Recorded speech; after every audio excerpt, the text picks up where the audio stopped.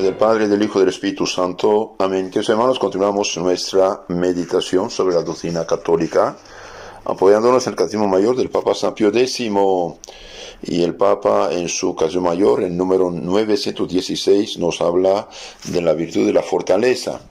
La fortaleza es la virtud que nos hace animosos para no temer ningún peligro ni la misma muerte por el servicio de Dios. En resumen, nos dice el catecismo. Ahora vamos a profundizar esto apoyándonos en el libro del padre Antonio Rollo Marín, gran teólogo del siglo XX, Ser o no ser santos. Esta es la cuestión. Hablamos en general de la virtud de fortaleza, que es de hecho un resumen de lo que dice Santo Tomás de Aquino en su Suma Teológica. La palabra fortaleza puede tomarse en dos sentidos principales. El primero, en cuanto significa en general cierta firmeza de ánimo o energía de carácter. En ese sentido no es virtud especial, sino más bien una condición general que acompaña a toda virtud, que para ser verdaderamente tal, ha de ser practicada con firmeza y energía. Dos, desde fortaleza para designar la tercera de las virtudes cardinales.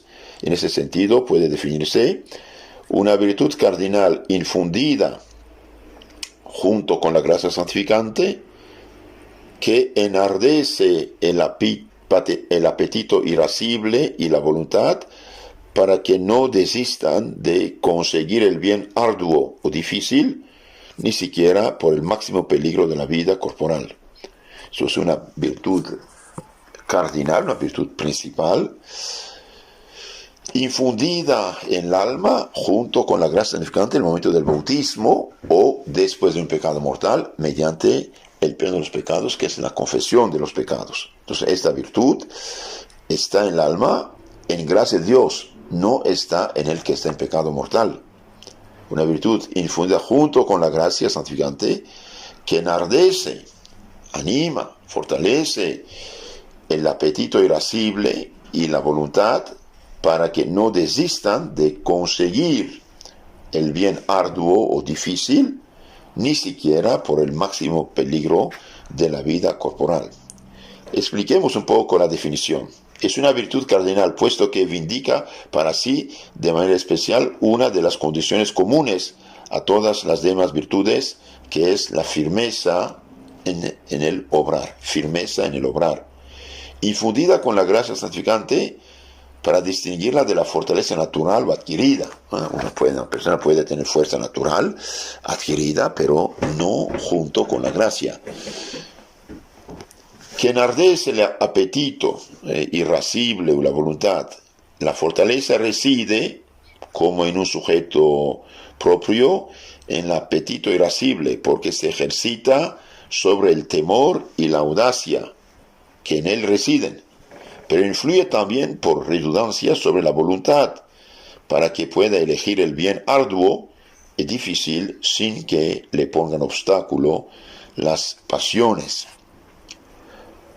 Se da esta virtud para que uno no desista de conseguir el bien arduo difícil. Como es sabido, el bien arduo constituye el objeto del apetito irascible.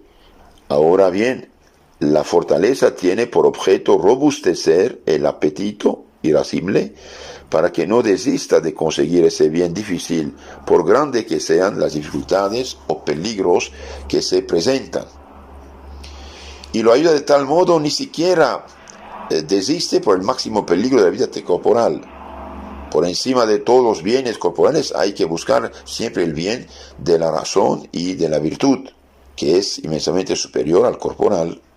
Pero como entre los peligros y temores corporales, el más terrible de todos es la muerte.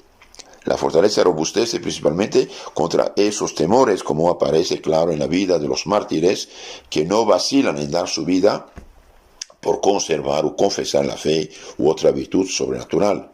Por eso el martirio es el acto principal de la virtud de la fortaleza. En resumen de todo eso, para que sea más claro, la virtud de fortaleza Esta virtud se llama fortaleza de alma, fuerza de carácter, virilidad cristiana.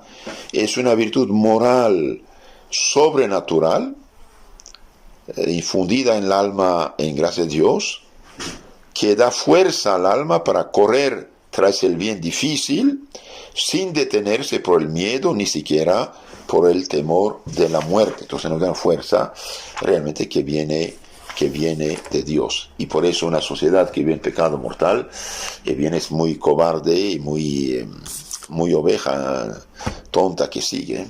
Ahora veamos los actos de la virtud de fortaleza. La fortaleza tiene dos actos: atacar y resistir. La vida del hombre sobre la tierra es una milicia, dice Job 7:1. Y a semejanza del soldado en la línea de combate, unas veces hay que atacar para la defensa del bien, reprimiendo y exterminando a los impugnadores. Otras veces hay que resistir con firmeza los asaltos del enemigo para no retroceder un solo paso en el camino emprendido. Entonces, atacar o resistir. Atacar y resistir van juntos. De estos dos actos, el principal y más difícil es resistir contra lo que comúnmente se cree. El más difícil es resistir, no es el atacar. El atacar es un momento, resistir es mucho tiempo, porque es más penoso y heroico resistir a un enemigo que por el hecho mismo de atacar se considera más fuerte y poderoso que nosotros. Entonces el resistir es más difícil que atacar a un enemigo a quien, por lo mismo que tomamos la iniciativa contra él, consideramos más débil que nosotros. Entonces resistir es más difícil. Durante 300 casi años, los primeros cristianos, los católicos, tuvieron que resistir a la persecución.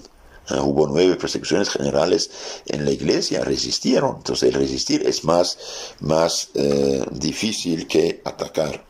Por eso el acto de martirio, que consiste en resistir o soportar la muerte antes que abandonar el bien, constituye el acto principal de la virtud de fortaleza. La fortaleza se manifiesta principalmente en los casos repentinos e imprevistos.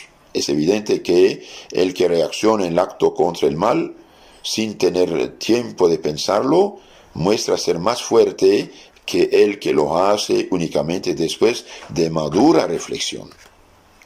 El fuerte puede usar de la ira como instrumento para un acto de fortaleza en atacar, pero no de cualquier ira, sino únicamente de la controlada y rectificada por la razón, pues de lo contrario constituye un verdadero pecado capital. Importancia, veamos ahora la importancia y necesidad de esta virtud. La fortaleza es una virtud muy importante, excelente, aunque no sea la máxima entre todas las virtudes cardinales, porque el bien de la razón, que es el objeto de toda virtud, pertenece esencialmente a la prudencia, de manera efectiva a la justicia, y solo conservativamente, o sea, removiendo los impedimentos, a la fortaleza y a la templanza. Entonces, el bien de la razón, objeto de la virtud, pertenece a la prudencia, de una manera efectiva a la justicia, y de una manera conservativa, o sea, removiendo los impedimentos, pertenece a la fortaleza y templanza. Y entre estas dos últimas prevalece la fortaleza, porque es más difícil superar en el camino del bien los peligros de la muerte que los que proceden de las delectaciones del tacto regulados por la templanza, por donde se ve que el orden de perfección entre las virtudes cardinales es el siguiente: prudencia, justicia, fortaleza, templanza. En la vida espiritual y en el camino hacia la perfección, la fortaleza en su doble acto de atacar y resistir es muy importante, necesaria. De ahí la importancia de no mimar los niños, de corregir los niños, de no dejarlos hacer sus caprichos, no mimarlos ni dejarlos seguir sus caprichos. Los que siguen los caprichos de los niños les hacen mucho daño y no forman gente fuerte. Un niño que obedece es fuerte, un niño que es es fuerte, un niño que llora porque no le hacen caso frente a sus caprichos, y bien se fortalece. Si usted consiente a sus caprichos, lo hace débil frente a todo lo que es malo. Entonces, en la vida espiritual, el camino de la perfección, de santidad, la fortaleza en su doble acto de atacar y resistir es muy importante y necesaria. Hay en el camino de la virtud gran número de obstáculos, dificultades, que es preciso superar con valentía, que si queremos llegar hasta las cumbres. Para ello es menester mucha decisión en emprender el camino de la perfección, cueste lo que costare. Hace falta mucho valor para no asustarse ante la presencia del enemigo, mucho coraje para atacarle y vencerle, y mucha constancia y aguante para llevar el esfuerzo hasta el fin sin abandonar las armas en miedo del combate. Toda esta firmeza y energía tiene que proporcionarla la virtud de la fortaleza, robustecida, a su vez, por el don del Espíritu Santo de su mismo nombre, el don de fortaleza. El don de la fortaleza del que hemos hablado en otras ocasiones. Entonces, queridos hermanos, la fortaleza es muy importante, no mimar a los niños. Yo aconsejo a todos de tener o buscar en internet o comprar el libro que se llama El joven de carácter. El joven de carácter de Monseñor Tihamer, con TH, Tihamer Tot, es muy importante. También la joven de carácter es muy importante. También el joven instruido de San Juan Bosco. San Juan Bosco escribió un libro que se llama El joven instruido. Todos estos libros ayudan mucho. Y leer vida de santos, ¿no? Leer vida de santos, porque todos fueron fuertes y valientes debido a que se vencieron a sí mismos. No mimar a los niños, dije, es muy importante. No mimar, hacerlos trabajar, hacerlos obedecer, hacer sus tareas. ¿Por qué? Porque el todo niño que se fortalece natural, y bien después viene lo sobrenatural también. Y un niño que vive en gracia de Dios tiene esa fortaleza que dijimos. Pero si vive en pecado mortal, bueno, puede tener algo, fortaleza adquirida, pero no tendrá lo demás. ¿Cuáles son los pecados opuestos a la fortaleza? A los pecados opuestos, a la fortaleza se oponen 3 vicios o pecados. Uno por defecto, el temor o la cobardía, por el que se rehuye soportar las molestias necesarias para conseguir el bien arduo y difícil. Y 2 por exceso, la impasibilidad o la indiferencia, que no teme suficientemente los peligros que debería temer. Y la audacia o temeridad, que desprecia los dictámenes de la prudencia saliendo al encuentro del peligro sin necesidad y sin tener la fuerza adecuada. Ahora veamos la fortaleza y sus derivados. A diferencia de las otras virtudes cardinales, la fortaleza no tiene partes subjetivas, sino únicamente partes integrantes o potenciales o derivadas por la razón que vamos a indicar. La fortaleza no tiene partes subjetivas o diversas especies por tratarse de una materia ya muy especial y del todo determinada, como son los peligros de muerte. Pero dentro de esa unidad específica, subjetiva, destaca un acto principal que es el martirio, del que vamos a decir unas palabras. El martirio. Puede definirse el acto principal de la virtud de la fortaleza por el que se sufre voluntariamente la muerte en testimonio de la fe o de cualquier otra virtud cristiana relacionada con la fe. ¿Cuántas veces vemos en la vida de los mártires mujeres cristianas, muchas cristianas, que prefieren muerte antes que entregarse a un malhechor? Según esta noción, el martirio se relaciona con 4 grandes virtudes: con la fortaleza, con la fe y con la caridad. Con la fortaleza, que es la virtud de donde brota directamente esta virtud elicitiva, constituye un acto principal, ya que lleva a una máxima tensión la resistencia contra el mal. No cabe mayor resistencia contra él que entregar la vida antes que traicionar la fe o apartarse del camino de la virtud. Está relacionado con la fe, que es la virtud final por la que se sufre el martirio, aunque se trate evidentemente de otra virtud cristiana, por ejemplo, en defensa de la castidad. Si no se relaciona con la fe, no habría verdadero martirio. Una mujer que se dejara matar por solo conservar el honor, desde el punto de vista puramente humano, no es mártir. Por eso se dice con razón que el mártir es un testigo de la fe cristiana al dar su vida por ella.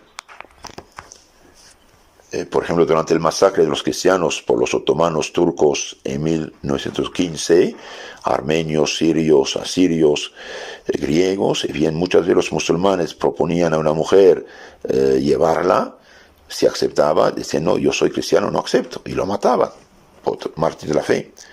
Se relaciona también con la caridad, que es la virtud imperante, o sea, la virtud motora que impulsa a sufrir el martirio por amor de Dios o de Cristo.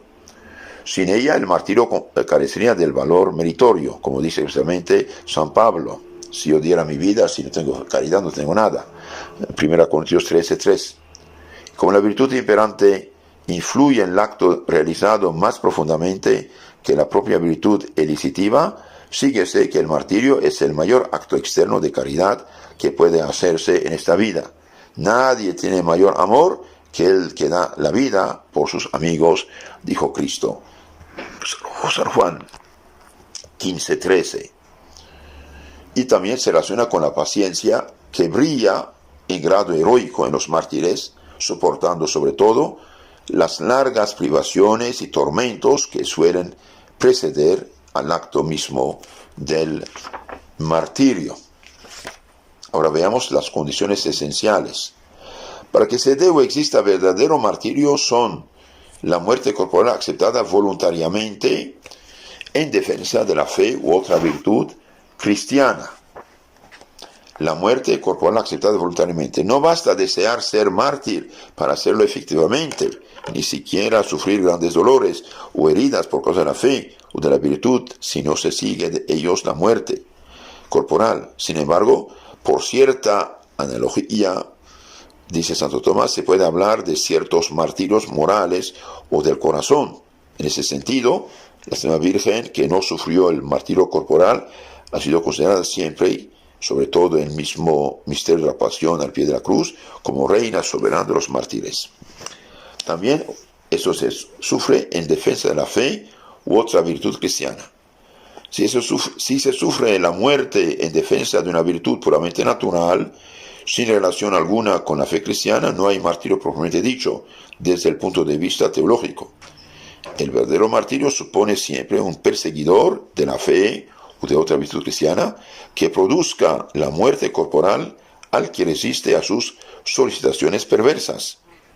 Si se trata de un párvulo, no se requiere otra cosa que la muerte sufrida realmente por Cristo, aun ignorándolo totalmente, como en el caso de los santos inocentes. El martirio produce en su efecto casi ex opere operato, por la obra hecha, a semejanza del sacramento del bautismo. Por eso se llama al martirio bautismo de sangre. Un catecúmeno, un musulmán que se prepara para bautizarse, lo matan y viene a estar bautizado en su sangre, es mártir. Corolarios: no son propiamente mártires los que inmolaron su vida en aras de la caridad, cuidando a apestados, por ejemplo, porque falta la persecución contra la virtud, ni tampoco los que fueron asesinados por motivos puramente políticos, aunque les produjeron la muerte los enemigos de la religión. Si matan a alguien por cuestión política, porque hace política contrario al partido, no es mártir. El martirio propiamente tal justifica al pecador, devolviéndole la gracia santificante, al menos si se sufre con atención de los propios pecados, tratándose de adultos, y remitiéndole toda la pena temporal debido por ellos. El mártir va inmediatamente al cielo sin pasar por purgatorio y tendrá en el cielo un premio especial, la aureola de los mártires. Terminamos con las partes integrantes y potenciales o derivados. Las partes integrantes y las potenciales o derivadas de la fortaleza están constituidas ambas por las mismas virtudes materiales, pero con la particularidad de llamarse partes integrantes cuando se refieren a los peligros de muerte, y partes potenciales o partes de virtudes derivadas cuando se refieren a otros peligros menores. En total son 6, distribuidas en torno a los 2 actos fundamentales de la fortaleza: acometer y resistir, en la forma siguiente. Para acometer cosas grandes con prontitud de ánimo y confianza en el fin, se llama magnanimidad. Sin desistir a pesar de los grandes gastos y ocasiones, magnificencia. Para resistir las dificultades causadas por la tristeza de los males presentes, paciencia, longanimidad, sin abandonar la resistencia por la prolongación del sufrimiento, perseverancia y constancia. No nos es posible, por falta de espacio, el estudio detallado de cada una de estas 6 virtudes. Por lo demás, por su mismo nombre o por las breves referencias con que van acompañadas, expresan con suficiente claridad el magnífico contenido de cada una de ellos. De hecho, en la primera charla acerca de la fortaleza, los hemos ya explicado. Entonces, la fortaleza, dijimos, es la virtud, es una virtud moral infusa junto con la gracia santificante. Esta virtud que se llama fortaleza de alma, fuerza de carácter, virilidad cristiana, es una virtud moral sobrenatural que da fuerza al alma para correr tras el bien difícil sin detenerse por el miedo, ni siquiera por el temor de la muerte. Que los hermanos no tengamos miedo. Nuestro Señor dijo, no tengan miedo, he vencido soy. Pensó el mundo, todos los santos y mártires fueron valientes, y hace 2000 años, a pesar de las persecuciones, de las crisis, de dificultades, bien, la iglesia sigue. Y cuando hay una crisis grave, siempre hay unos santos que se levantan y denuncian el error, claro, son perseguidos, rechazados, menospreciados, condenados, hasta incluso supuestamente excomulgados, como San Atanasio, por ejemplo, o Monseñor Lefebvre en el siglo XX, pero ellos defendieron la pureza de la fe. La única culpa que tienen es no seguir un movimiento, una ideología del tiempo, unas modas teológicas o litúrgicas que llevan a la catástrofe. Pero después las cosas se calman, se ve más claro y son recompensados y recompensados y hasta canonizados, ¿no? Todos los primeros cristianos durante 312 años casi de persecuciones del Imperio Romano, los mataban como malhechores, desobedientes y malos, etcétera, etcétera. Y hoy todos santos. No tengamos miedo, solamente vivir en gracia, en santidad, y si hay algo de dificultad, Señor, te lo ofrezco y punto. No tengamos miedo, pero para eso hace falta vivir en gracia en Dios y nunca en pecado mortal. En nombre del Padre, del Hijo y del Espíritu Santo. Amén. Si quieren conocer más y mejor su fe católica, les aconsejo de inscribirse en nuestro canal llamado Catecismo Católico Tradicional, donde toda la fe de la Iglesia está explicada.